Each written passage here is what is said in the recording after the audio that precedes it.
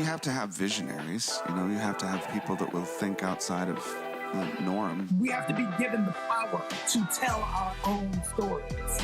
We all want to say our piece. This is a crazy time. What they care about is what it means to them. You have to not think like society thinks. This is a fight about power. Who has it and who has the right to use it? We're having a reckoning about what public safety can, should, and must look like. It's about a broader question of representation, who gets to create the images and define how we see the world. They want their voice to be heard, they have to get involved. Finally, we get to tell our truth and tell our stories like our stories matter. What's going to bring people together is equality. The love that we have for each other is the shortcut to true human happiness. You start to see how it's all connected. Every single person around the world can create a movement.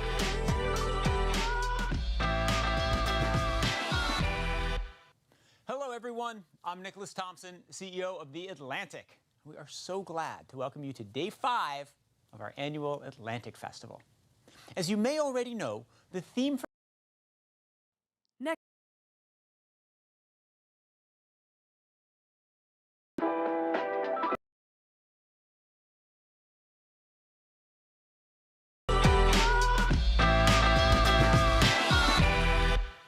Hello, everyone. I'm Nicholas Thompson, CEO of The Atlantic. We are so glad to welcome you to Day 5 of our annual Atlantic Festival. As you may already know, the theme for the festival this year is Visions of What America Can Be. All of our speakers have ideas on how to build a better future, and I hope you found our programming as inspiring and provocative as we do. We're going to tackle a lot today. Later, we'll host a race and justice forum, and our ideas stage kicks off this afternoon at 2 p.m. Eastern.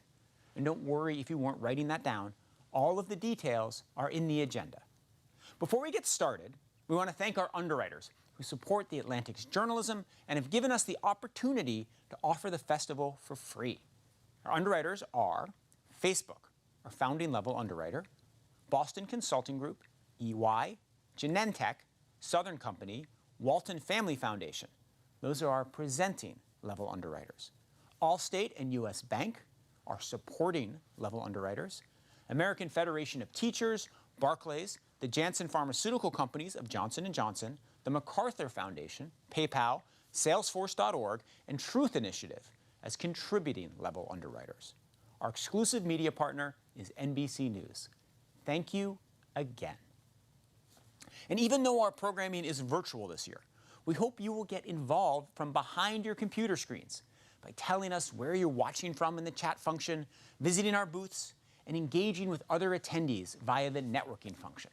So now, let's dive in and enjoy the show.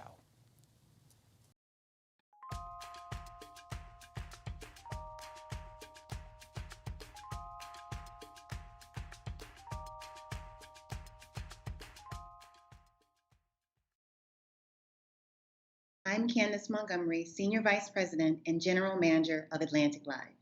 Welcome to the Atlantic Festival. We're so glad you're here.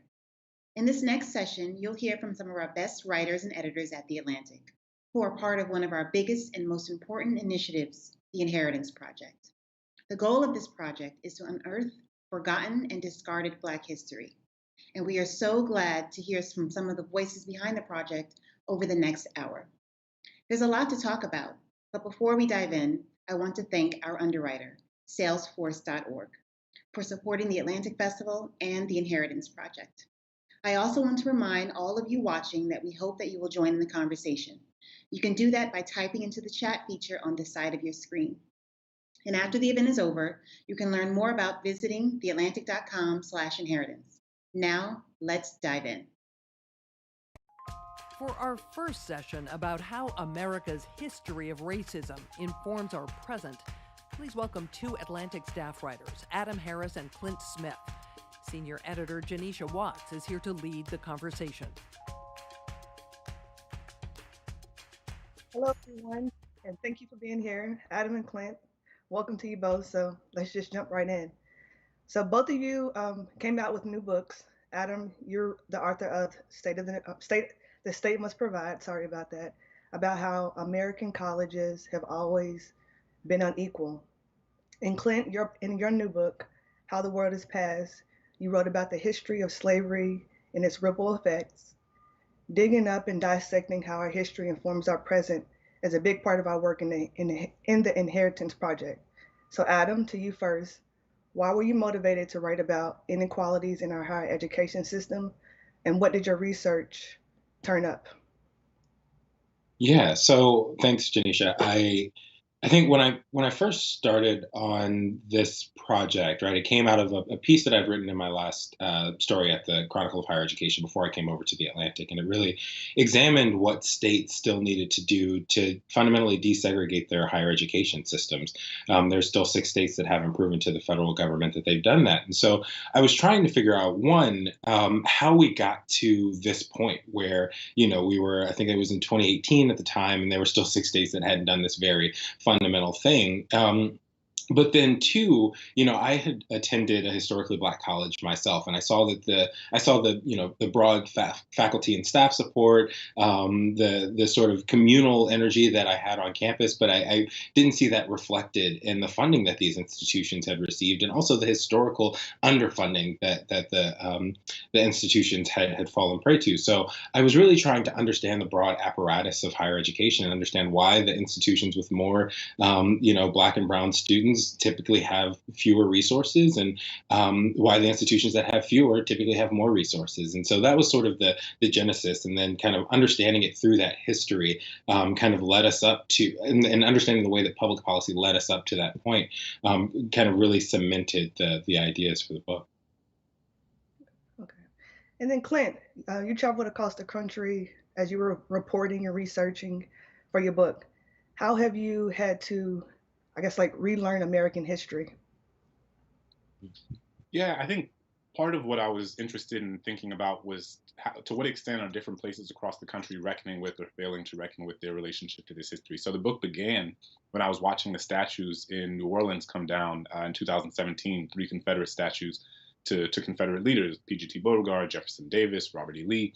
And I was watching these statues come down and thinking about what it meant that I grew up in a majority Black city in which there were more homages to enslavers than there were to enslaved people. And what are the implications of that? What does it mean? What does it mean that to get to school, I had to go down Robert E. Lee Boulevard? Get to the grocery store, I had to go down Jefferson Davis Parkway. That my middle school was named after a leader of the Confederacy. That my parents still live on a street named after somebody who owned 150 enslaved people. Because the thing is, we know that symbols and names and iconography aren't just symbols. They are reflective of the stories that people tell. And those stories shape the narratives that communities carry. And those narratives shape public policy. And public policy shapes the material conditions of people's lives. So it's not to say that taking down a 60-foot tall statue of Robert E. Lee is going to suddenly erase the racial wealth gap. But it is to say that all of these things are part of an ecosystem of ideas and stories that help us understand what has happened throughout the history of this country and the respective communities in our country, and thus what amends need to be made in order to account for the history of violence and plunder and the taking of resources or the keeping away of resources that has plagued so many communities for generations. And so I started thinking about how my hometown was confronting or failing to confront this history, and then I sort of broadened it out, and I was like, well, how is this happening across the country? And what you discover is that America is a heterogeneous, pluralistic place, and all sorts of communities tell this story in all sorts of different ways, and we don't have a sort of common story or common understanding of our history. And I think part of what we see today in the sort of manifestations of our political discourse is the result of not having a shared sense of where we come from. Yeah. So how should the rest of us be thinking about the legacy of slavery? I mean, after all, even people we typically respect in American history, like the founding fathers, owned slaves. Yeah, I mean, so one of the places that I went was Thomas Jefferson's Monticello Plantation. And Jefferson, I think, is a microcosm of the story of America, in which, America is a place that has provided unparalleled, unimaginable opportunities for millions of people across generations in ways that their ancestors could have never imagined. It has also done so at the direct expense of millions and millions of other people who've been intergenerationally subjugated and oppressed. And both of those things are the story of America. You have to hold both of those things at once and realize that they are entangled in one another. And so and then, Jefferson in many ways sort of personifies America in the sense that he wrote one of the most important documents in the history of the Western world, and also that he enslaved over 600 people over the course of his lifetime, including 4 of his own children. That he wrote in one document that all men are created equal, and wrote in another document that Black people are inferior to whites in both endowments of body and mind. And both of those, all of those are Jefferson. And when we tell the story of Jefferson, when Monticello tells the story of Jefferson, I was curious to see to what extent they told an honest and holistic story of Jefferson, and not only of Jefferson, but also when we tell the story of Monticello, are we telling a story of the enslaved families who lived there and who cultivated that land, who built that land, to whom that land belongs to in many ways more than it belongs to Jefferson. And so I think that the story of America is the story of holding a set of complicated, complex truths together in what, for Black folks has become this sort of marathon of cognitive dissonance. Okay. Yeah, thank you for that. So most of our audience members today are likely familiar with the conversation around critical race theory. So to ask both of you this question, both as journalists and as parents, what is your view about how sensitive topics around race and racism should be discussed in schools? So I guess I can take the first stab at that one.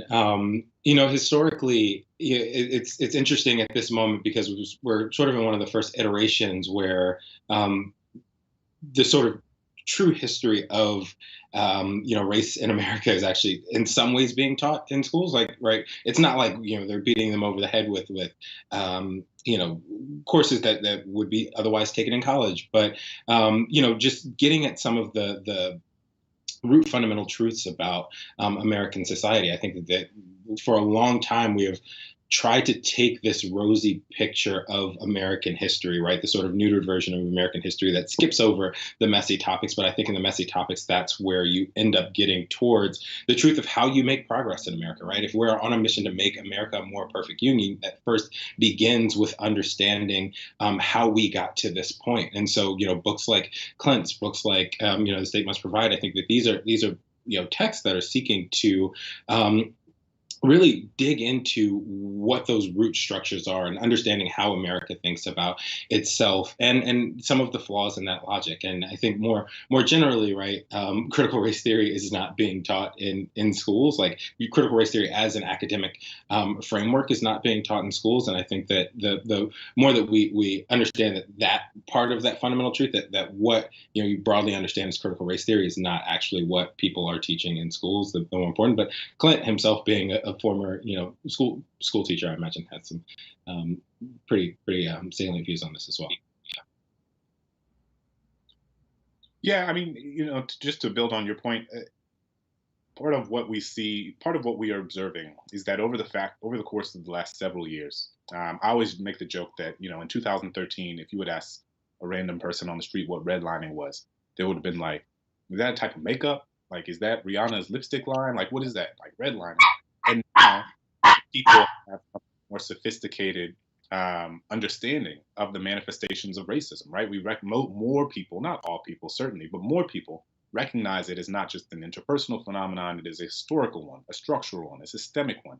And so we have a more sophisticated lexicon and framework with which to understand the manifestations of racism. And I think you see more teachers who are saying, I have a responsibility in my classroom not to indoctrinate my students with my ideological or political views, but to present my students, whether I teach history or English or science, with a more holistic sense of this country's history and a more rigorous interrogation of what this history, who this history has included and who it has excluded than before. And so CRT, the critical race theory thing, is largely, to my mind, a backlash to a sort of a collective shift in the country's public consciousness around issues of race and racism that make it so that we are not sort of looking at America in ways that, without the level of interrogation that, to be sure, many Black folks have engaged in for a long time. But I think that many other people are beginning to say, like, oh, the story that I've been told about this country is not a full depiction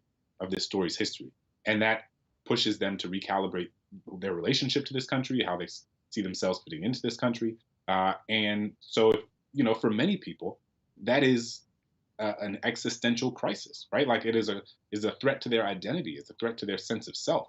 And so when you have state legislatures across the United States attempting to prevent teachers from teaching the very history that shapes what our contemporary landscape of inequality looks like today, they are attempting to preserve a sense of who they believe themselves to be in the world.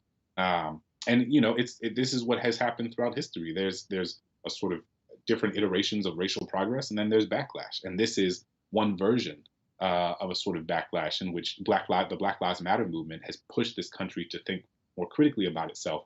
And the critical race theory effort is a sort of boogeyman that is attempting to push back against much of the progress that has been made in terms of consciousness building on that front. I like something you just mentioned when you said it's a threat on their identity, on their self. And I wonder if you can just kind of expand on that a little bit. Yeah, I mean, so one of the places that I went in the book was the Blandford Cemetery, which is one of the largest Confederate cemeteries in the country. The remains of 30,000 Confederate soldiers are buried there. And I spent the day with the Sons of Confederate Veterans. So as you can imagine, I was a very conspicuous presence at such an event.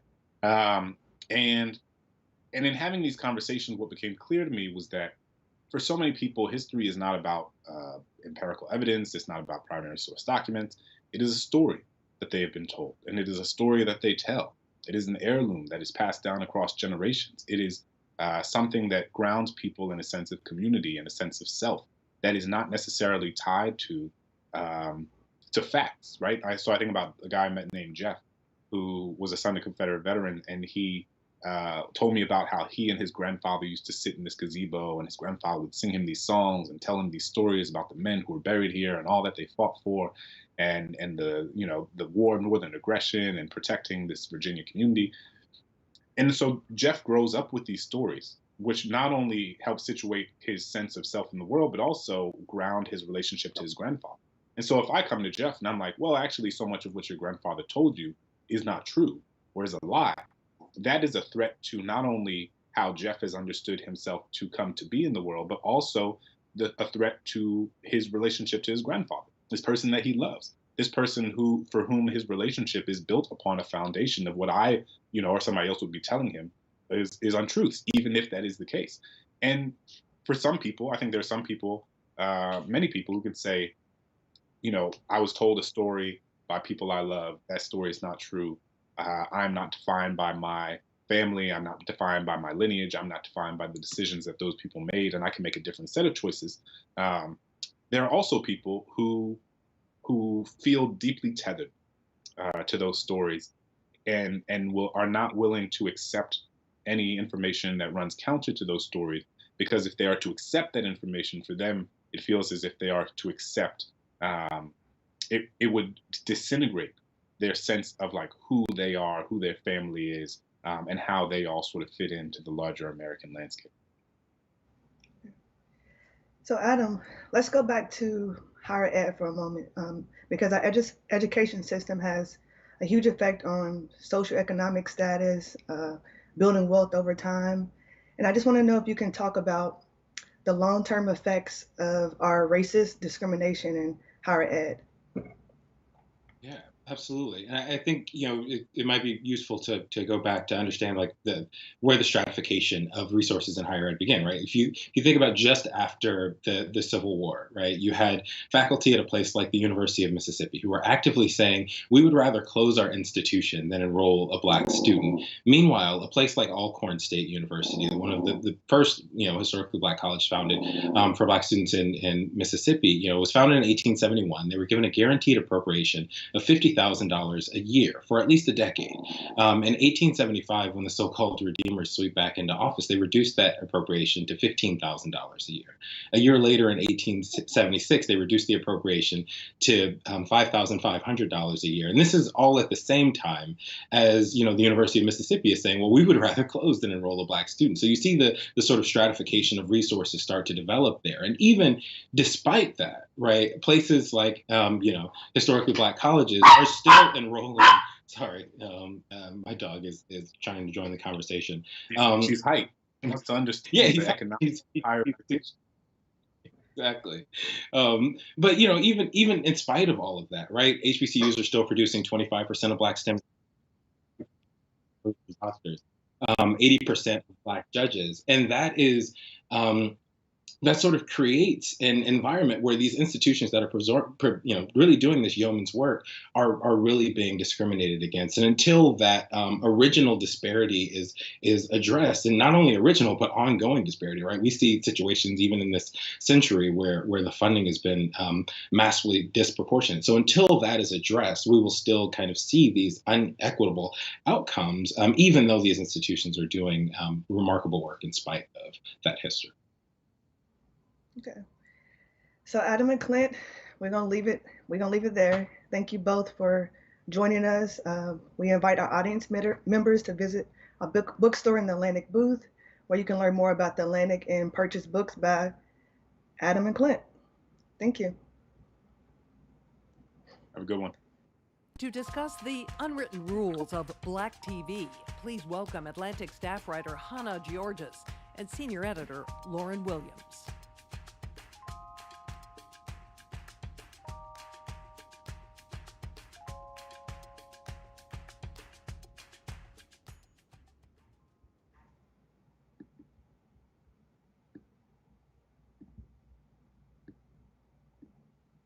Hi, everyone. Thank you so much for being here. Hannah, welcome to you, and congratulations on your latest cover story for The Atlantic. I think we should just jump right in. We don't really have that much time.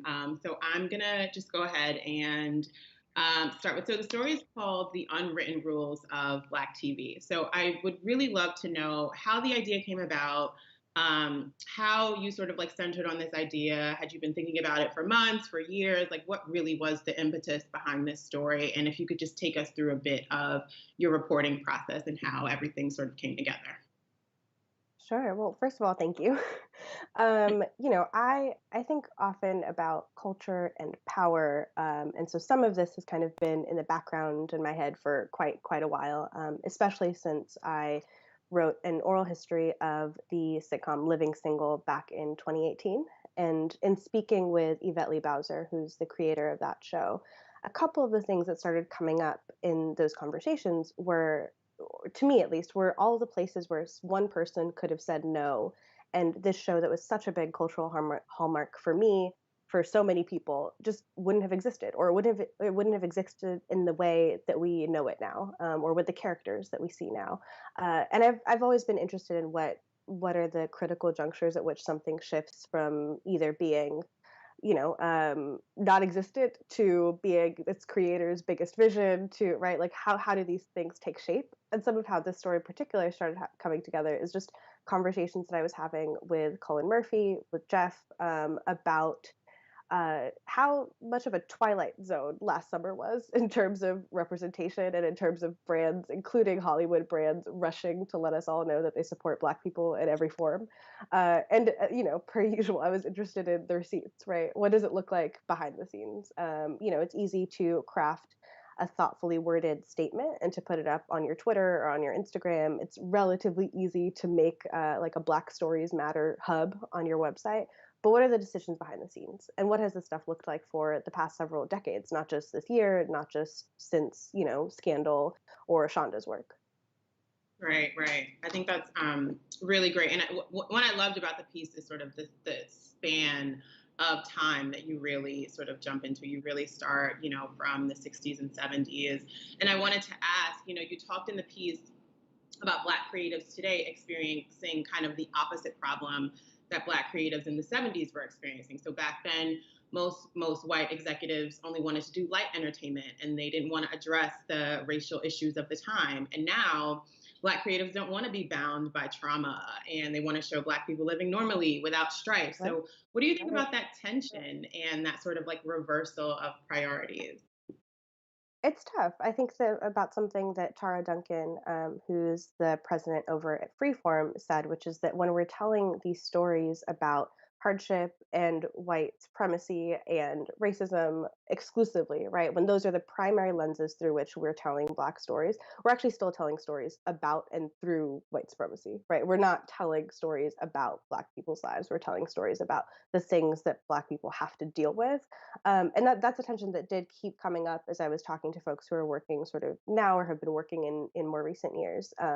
And it's something that I think fans or viewers are very quick to point out online, sometimes in ways that I don't know are 100% fair. Not every show, I think that a horror series, for example, having hardship or difficulty or rough scenes in it makes sense in a way that maybe if it were showing up in a rom-com or a fantasy series or what have you would be a little more jarring, right? That what would it look like to have a television landscape where there are so many kinds and genres and forms of shows and films that not every single one has to do the work of being like the breezy rom-com, but also like the deep, weird, like art house horror thing.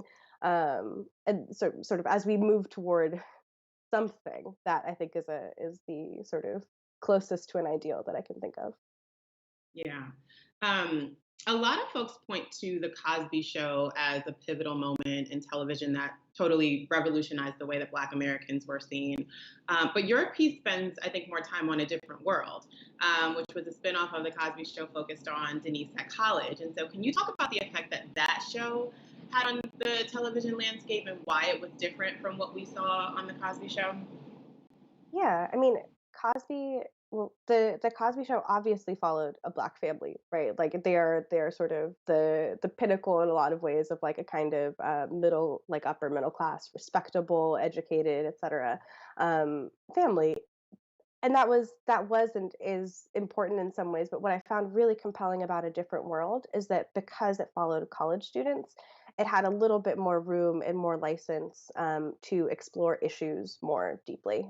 Because Cosby's sort of presentation wasn't exactly race neutral, but discussions of race were kept mostly to the side. The ways that they signified Blackness were art and music and these sort of background things, as opposed to really intense conversations between one another. But a college campus where people are just going through things in general, figuring themselves out, figuring out their relationships to the world, helped A Different World have the space to do that. And Debbie Allen came on as a producer and director on that show, and she was a huge part in shifting it toward that direction. One of the funny parts of reporting this out was hearing Susan Fales Hill, who is a lead writer on A Different World, say that Debbie essentially was like, no, like you might have not done this on Cosby, but on A Different World, we got to talk about this. And Susan sort of surprised at him saying, okay, yeah, you're right. Do you think that so I know you think this. You said in the piece that the 90s were kind of a glory era for Black TV, right? Shows like Moesha and The Parenthood and Smart Guy, Sister Sister, Fresh Prince of Bel-Air. Can you talk about what attributed to that boom on networks like ABC and the WB and UPN and also why it was so short-lived? Yeah, some of them were just sort of individual flukes or just a sort of right place, right time thing, right? And we see that there's a lot of like interconnectivity. A lot of the writers who were on A Different World, for example, and one of the reasons I wanted to focus on the show quite a bit is that those writers went on to make their own shows, to direct things. Yvette Lee Bowser is an A Different World alum. And so there was a lot of sort of connection in that ecosystem at the time. And then at the broadcast level, there was more openness to trying out shows post Cosby because the ratings were so great. Cosby was extremely highly rated for most of its run. A Different World was extremely highly rated for most of its run. And that's, even if you don't feel sort of personally inspired to make Black shows or to greenlight those, that's a pretty powerful incentive. And what shifted as we got toward the mid 2000s or so is that the WB and UPN consolidated and became the CW, and that shift, as well as networks wanting to again attract these mass audiences so they could advertise to mass audiences as opposed to specific sort of smaller loyal audiences, created what a bunch of writers sort of referred to as the dark ages following that. Right. And then we get to Shonda. So you talked a lot about about the Shonda effect and how Rhimes's success with Grey's Anatomy and How to Get Away with Murder and Scandal kind of just like blew the door open and changed the way that Black artists are viewed and allowed to participate in the Hollywood machine.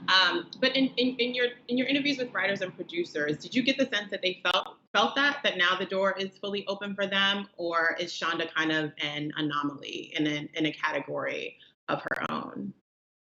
I think it's a bit of both. I think that it is both true that if you are a person who observes that for several years there, Shonda had a 3-hour block on Thursdays on ABC that was consistently some of the most popular programming on the network and on TV, period, that's a pretty powerful incentive to do more of that, whatever that might be. And I think that there are people who have interpreted that to mean just like give Shonda and 3 other people latitude to go do stuff. And there are some cases in which people have sort of taken a step back and said, oh, maybe this means that like other people should have a little bit more room, a little bit more bandwidth. But I think with TV, as in a lot of spaces, it's not impossible for a couple sort of exceptional or a couple widely lauded Black people to rise to the top without that always meaning everybody's coming forward. And so it's shifted more for the broader landscape, I think, in the really recent years, less in the sort of 2012 era. Right. So what role do you think streamers play in all this? I thought it was really interesting how you said that if there is sort of a niche Black rom-com, Netflix is not so concerned with viewership. Because if they're sort of attracting a subscriber base that isn't typically, doesn't typically subscribe to Netflix, that's a win for them. So without the pressure of ratings, do you think streamers are kind of like the only viable way for Black creatives to, take chances of their work, or are they a solve for Hollywood's diversity problem? What was the temperature you got from folks who were, talking about this? Yeah, I really enjoyed speaking with Darnell Hunt, who's a professor at UCLA and leads their annual Hollywood Diversity Report about this, because he was the one who sort of framed it in the sense that, listen, like if you have a subscriber who subscribes to your platform for their one show, you have their money, right? You don't actually need to advertise to them beyond that. You don't need to advertise to big swaths of people to make that money. I think that it's tempting in some ways to believe that that means that streamers can just go wild and do that. They're like not the same sort of viewership demands, and that's not quite true. A lot of people spoke to the fact that like there are numbers considerations, even if they're different, even if they feel different, even if they're not as strict as like ratings and the Nielsen numbers and what have you, but that there's still expectations around viewership and audience that should be brought in, and that changes from streamer to streamer. One thing I'm personally excited about that's sort of related to this is that I think streamers, because they're very digital forward, have the best setup to pull from other parts of the internet, to pull talent from other parts of the internet, to say, for example, somebody like Anissa Rae, who made an incredibly successful, widely watched YouTube series, is somebody worth talking to about whether she has written a pilot, right? That like there's a little bit more space there to consider forms like YouTube and Instagram and Facebook Watch, because like Red Table Talk, for example, the talk show that Jada Pinkett Smith co-hosts with her mom and her daughter, that's like one of the most popular programs on television. And if you don't count Facebook Watch as television, then you're missing that. And so all of these things I think are coming together in a really interesting way. Not one that means ratings and numbers are out of here, but an interesting way. Well, that's all the time we have. Hannah, thank you so much. Everyone, please read her amazing cover story on Black TV Today. And yeah, enjoy the rest of the festival. Thank you, Lauren. Next up, a session produced by our underwriter, Salesforce. Technology is a catalyst for storytelling and change. Please welcome Iori Selassie, Senior Product Marketing Manager of Data Surfaces at Salesforce and founder BoldForce, and Haley Romer, Publisher and Chief Revenue Officer at The Atlantic. Welcome to the Atlantic Festival. All week we've been discussing building a racial equity ecosystem, health equity, and strengthening small business support for business owners of color. And we've had Robert F. Smith, Dr. Marcela Nunez Smith, Les Braun, and Small Business Administrator Isabella Guzman in conversation. I'm thrilled to be joined now by Iori Selassie to talk about why Salesforce.org supported the Inheritance Project and how Salesforce.org are leading the charge on the notion of technology for good. Iori, it's great to be with you here today. Thanks for joining me. And perhaps we'll just jump right in. Iori, tell us, what about the Inheritance Project inspired you and Salesforce.org to partner with The Atlantic on this storytelling journey? Well, Haley, Salesforce.org is really just such a special place. And we leap anytime we see the opportunity for technology to contribute to social good. And we immediately saw the Inheritance Project as a unique and powerful combination of the art of storytelling and state-of-the-art technology. And so I have to be straight up with you. I am just so excited. This project has just been fuel for my soul over the past year. You know, everyone's been going through such a difficult time, but it's really amazing that we can just share these examples of how business can use their power and their influence to make the world a better place.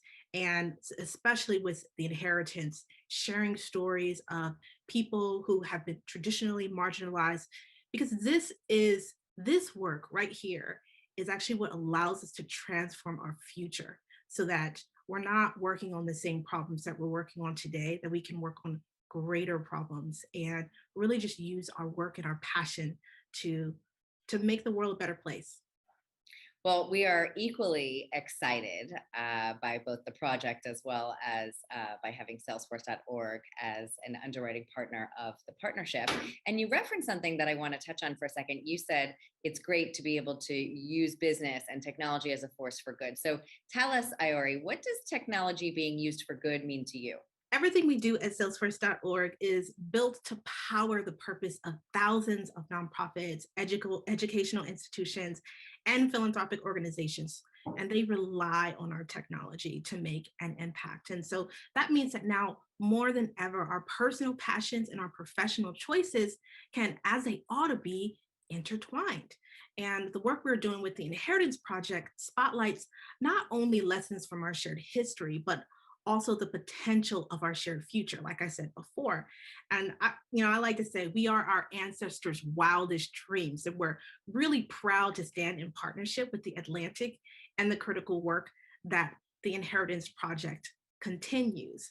And I think it's also really important to say that anyone with a platform, including a business, if you're for profit, has a responsibility to use your power for good. And at Salesforce.org, when we see an opportunity for technology to contribute to society, I mean, we just show up and, we bring our homies too. Well, I love what you said about us being our ancestors' wildest dreams. I'm curious, how does technology create an opportunity for change, or how are you seeing that as part of our ancestors' wildest dreams? It's amazing because technology both adds scale and granularity to what we're able to do as a species, as a human species. And it allows us to reach more people with more personalized messaging. I mean, marketers like myself, we benefit from both of those things, but only if we take the time to truly understand what our data is telling us about where our audience spends their time and what messages will authentically connect with them as people. And technology empowers us, all of us, to really be the best version of ourselves when we use it responsibly. Right. And so you touched on something interesting there when you talk about how understanding data can help us really connect to customers better. So the question I have for you is, being known as a technologist, how do you think about the intersection between technology and storytelling, the thing that actually does connect with customers? I learned storytelling from my big brother, Jamal, and he was solely responsible for my love of reading and writing. And I often say that was what saved me, like just in general. And, sadly, we lost Jamal this year, like so many people who have lost loved ones. And I like to say that he's in a better place But still that left us with the really difficult task of memorializing this great man who just pioneered opening access for performing musicians and photographed hip hop legends like Eazy-E. And we want to share his wisdom with his grandbabies and his great nieces and nephews and the next generation. And so the initial work we did for the inheritance inspired the way we memorialize and tell my brother's story, my family's story. So it's very personal. But like many people all around the world, because of COVID, we couldn't have traditional memorial service, and we had to figure out ways of combining the best of the physical and digital to create something that we knew would make him proud and reach our loved ones wherever they are around the world. And so as we thought about, the work with inheritance, it really made me think deeply about ways that we could capture and tell stories. And, I was really just touched that I had the opportunity to put that to use for my family during this really difficult time. And I'm really excited. Really excited about being able to put this same kind of technology in the hands of everyone else. So one more question before we wrap here, Iori. As a technologist, you have the opportunity to connect the dots between what's been done in the past and the opportunity for the future. What in here is most exciting and what's most challenging about that? We're just in this crazy opportunity right now where we can combine and merge the digital experiences with the physical experiences. And by being able to do that, we are able to uncover unprecedented value. Think about the younger generation. They're all digital, right? And then we have these older generations of people who came up in the days of like paperback books and things connected to wires. Like, what was that? And so my kid doesn't have any books for school at all. And so how do we bring together these different generations so that they can share stories, they can share visions of the future, as well as what happens in the past, and they can bring these physical things from the physical world, like the artifacts, the history, the things that we can touch. It's very different looking at a picture on a screen versus holding it in your hand. And so now we have augmented reality and virtual reality, and we're trying to bridge the gap and bring all this together. And that's the thing that just really is blowing my mind about the Inheritance Project, because it's at the forefront of all of that. Terrific. Well, thank you so much for joining me today and for being here at the Atlantic Festival. Take care. To discuss voting rights and former President Trump's legacy on American politics today, please welcome staff writer Adam Serwer, senior editor Vann Newkirk, and back again is Janisha Watts. Hello again. Glad to be with you, Adam. Thanks for being here. So in this session, we are going to talk about politics after Trump, and particularly how Trump's presidency affected communities of color. So let's just get right into it. So Adam, during the Trump years, you coined a phrase in one of your pieces that has now become very popular: the cruelty is. How did that come about, and what does it mean, and how does it still resonate today? So the idea behind the phrase was to explain the sort of community dynamic that existed between Trump and his supporters at his rallies, where he would attack people, and his audience would sort of respond and be having a very good time. And in particular, it was I came up with it after the president's rally, where he attacked Christine Blasey Ford, who had earlier that day testified that then Supreme Court nominee Brett Kavanaugh she alleged that he had sexually assaulted her when they were teenagers. And what struck me was that the president was not content simply to deny the charges, but was in fact focused on making the audience laugh at her by mocking her. And that was, of course, remarkable to me, because she had testified earlier that day that the thing that stuck in her brain after the incident was the fact that the two men that she said were in the room at the time, Brett Kavanaugh and a childhood friend, were laughing at her. So the president zeroed in on a particular weakness that she had expressed in her testimony and used it to make fun of her. And he was sort of indifferent to the sort of collateral damage of this, that how this might affect someone else who might want to come forward about an allegation of sexual assault. But also just that everyone was taking pleasure in the president mocking this woman who had, testified to the world that she had been sexually assaulted as a teenager by someone who was about to become one of the most powerful figures in America. And it occurred to me at that moment that this sort of cruelty was not simply, it was not simply a weapon, but it was actually a bonding mechanism. It was a way of forming community between the president and his supporters, and drawing a line, between people who are good and people who are bad, and who was inside the community and who was outside the community. And this was something that I think it was an emotional, political, and psychological dynamic that we had witnessed throughout the Trump administration, but that had, I think it resonated because it was a concise way of describing that dynamic that everyone was aware existed. Yeah, definitely was concise.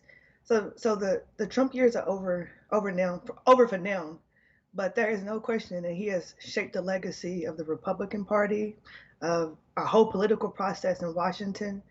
And I guess the question is how has he enabled racism, both, how has he enabled racism, just like overtly and just covertly? Are you asking me or Vann? Oh, you. Sorry.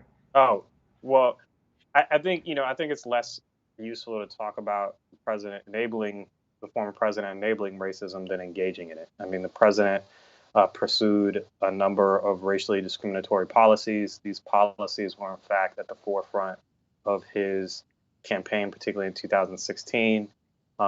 He campaigned on banning Muslims from entering the United States. He implemented a version of that policy after he was elected. While he was president, he engaged in a scheme to use the census to diminish the power of Black and Latino voters relative to white voters. That was foiled by a single vote when it came before the Supreme Court. He engaged in a family separation policy that was deliberately targeted at Central American migrants at the border. He halted basically all enforcement of the Civil Rights Division while he was in power under his Department of Justice, particularly when it came to voting rights. I could go on and on in terms of listing actual policies, but in terms of, I think the president's greatest impact is possibly showing that this form of white identity politics that defines, certain people as conditionally American. I mean, something that you see, for example, at his rallies when he told members of the so-called squad, the 4 women progressive women of color in Congress, to quote, go home or go back.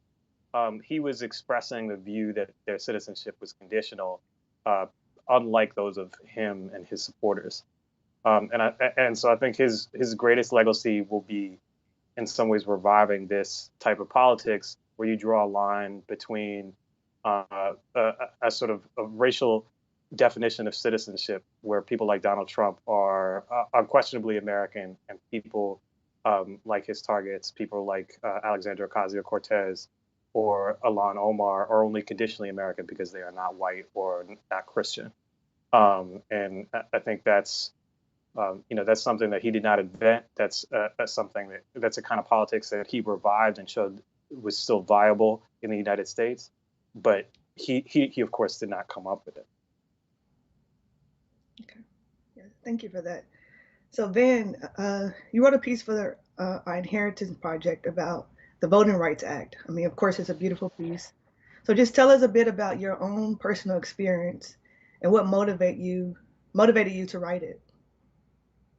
So that piece was about the long history of voting rights in America, the history of what we like to call democracy in America, but of course I make the argument that it's not. democracy, that it hasn't been democracy for most of our history, and that the only period in which people, regardless of their identity, had some reasonable expectation that they might be able to vote has been in the last couple generations, the last 50 years or so in America. So with that context on hand, I think the piece looks toward the last decade in America, everything that's happened regarding voting rights, everything that's happened since Shelby County versus Holder, when Adam was just talking about the rise of Trump and the type of things that his presidency sort of provided the proof for. And one of the things that it provided the proof for was a more naked disavowal of even the pretense of democracy, of the idea that voting rights are conditional based on not just your racial identity, but based on your partisanship, based on whether you live, based on, according to some people, your educational level. So what I tried to do was trace all those different threads and really identify the anti-democratic, the anti-racial egalitarian spirit that has animated a lot of American politics. And I did it partially through personal history. One way that I like to frame voting rights is to put it in view of the lifetimes and lifespans of people who are living, because there are lots of millions of people living today who were not able to vote at some point in their lifetimes under Jim Crow.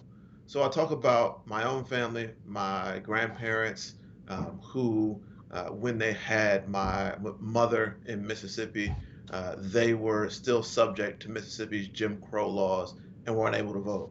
I think about my great-grandmother, who is from the same place, from the Mississippi Delta, who was a grandmother herself when she was able to vote legally under Mississippi state law. And she just celebrated her 96th birthday a couple weeks ago.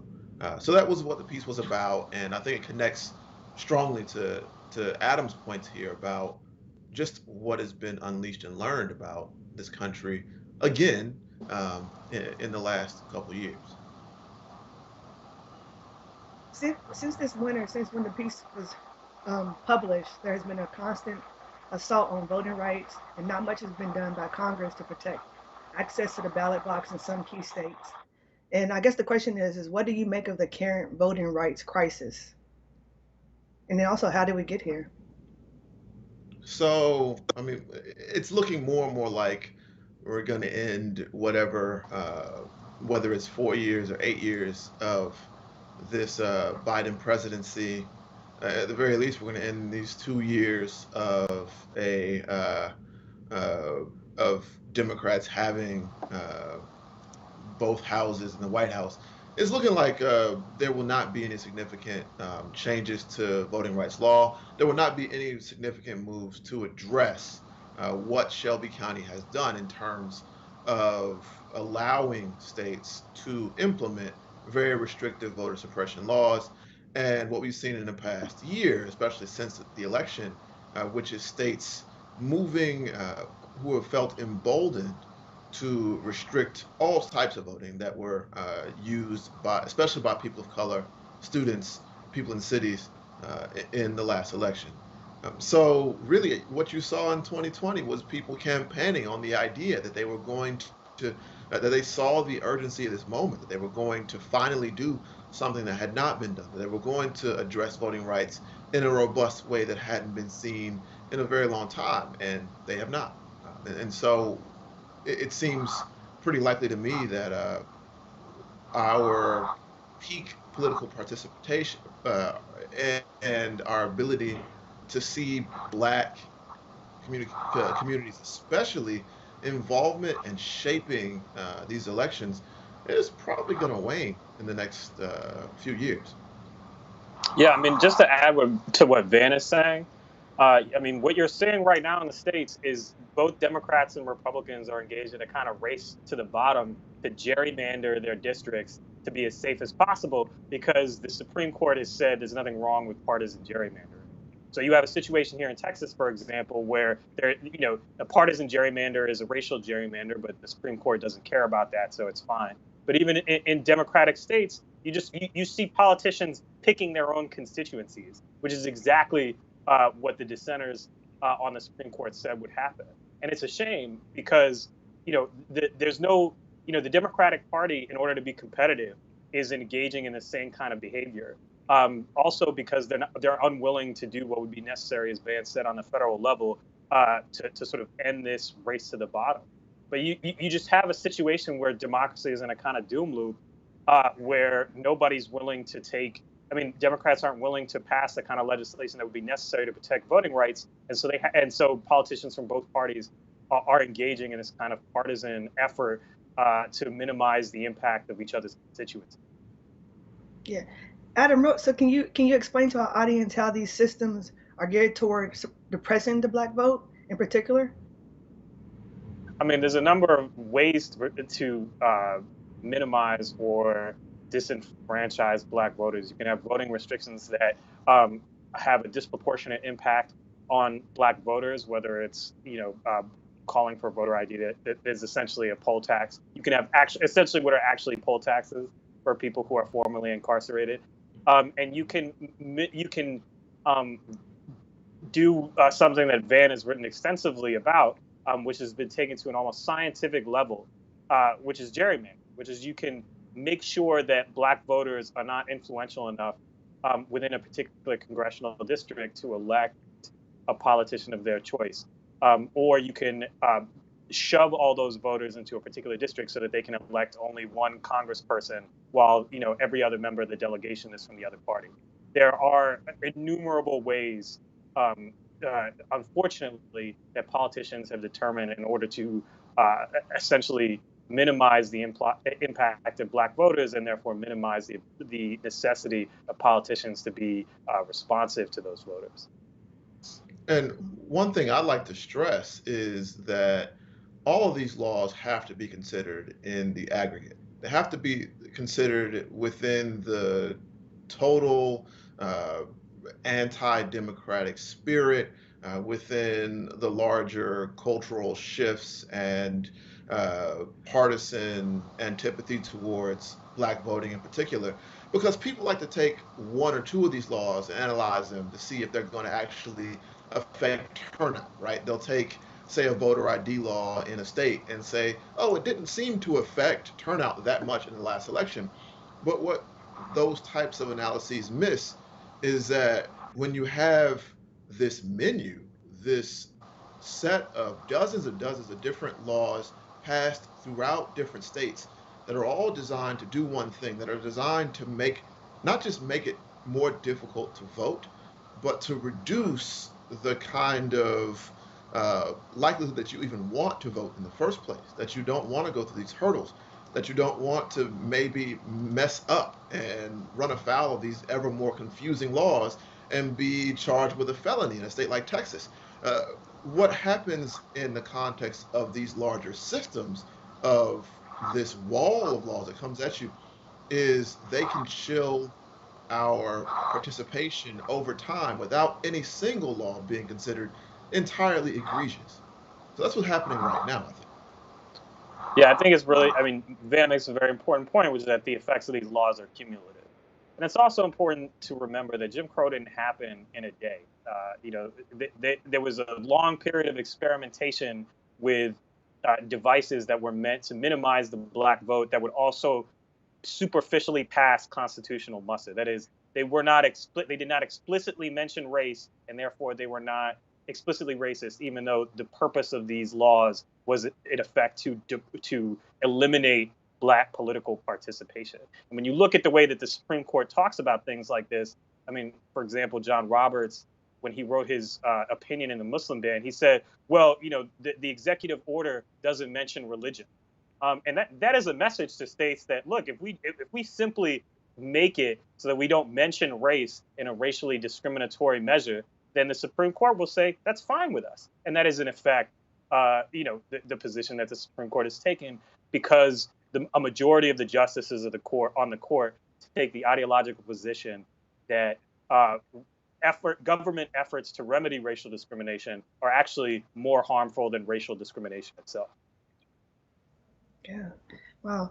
I guess the other question is like, what effect will voter suppression have on communities of color in future elections? So that's something that I think remains to be seen. Number one, it remains, it's up to legislation to determine a good extent of what that is. There's still time, there's still lots of options on the table for politicians to put in place a revised reform Voting Rights Act that addresses what the Supreme Court carved out in 2013. There's a way to address these anti-democratic laws that are spreading across states. There's a way to set federal minimums for the accessibility and sort of some standards of ballots in states. So that's the first thing, is we don't know what voter suppression is going to do in the future, because there's still a window for politicians who care about it to do something about it. But if that doesn't happen, I think what Adam mentioned about thinking back to the experimental phase, the creation phase of Jim Crow, when we had lots of different states basically trying to tinker and figure out what types of laws got the political results that they wanted. So we're kind of seeing parties, especially in states, in swing states and in southern states, we're seeing parties work backwards to find the acceptable maximum turnout against them, the acceptable maximum political representation and maps for the other party, that they can survive in order and advance and keep their power. So I think what we're going to see is a system that goes closer and closer to what those party architects of maps and voting laws deem the maximum acceptable level of participation. I think that what Vann has said is obviously very important. We don't know that these efforts to disenfranchise particular populations are going to work. But if they do work, and to what extent they will work, but to the extent that they do work, I think what's interesting is we're going to see press coverage that says this is who won the election on the basis of they got more votes, but we're not going to see a whole lot of questioning of whether or not those results reflect what the people actually want, or whether they reflect the constituencies that politicians have drawn for themselves so as not to have to be accountable to particular groups of people. And I think that's going to be a really real challenge going forward, is that the politicians who draw these maps so that they are overwhelmingly are basically essentially prevent certain people from voting them out of office, regardless of how many regardless of the situation. If you look at a state like Wisconsin, because of geographical clustering and gerrymandering, it's basically impossible for Democrats to win a majority in the state legislature. What you're going to see is politicians pretending as though their continued presence in office is a reflection of popular will, when it's actually a reflection of the politician's ability to determine whether or not they can stay in office on the basis of their drawing their own maps. And I think that's a real danger. I think it's a real problem for democracy, because it short circuits the feedback loop necessary for democracy to function. If politicians do not have to worry about public feedback, then they do not have to worry about acting in the public's interest. Goodness, well, we're gonna have to leave it there. But Vann and Adam, thank you so much for joining us. This has been a fantastic conversation, and thanks to all for watching. Thank you for having us. Thank you. While we're on a break, we encourage you to network with other attendees and visit our expo booths. To participate, select the networking icon located on the left-hand side of the screen. Next, click Join, and you'll be randomly paired with another attendee for about 5 minutes. If you wish, you can exchange virtual information with each other and keep in contact via direct message within the platform. You can also click the Explore icon to visit our virtual expo booths. Here you can explore more resources from the Atlantic and our underwriters related to today's event. We'll see you shortly after the break.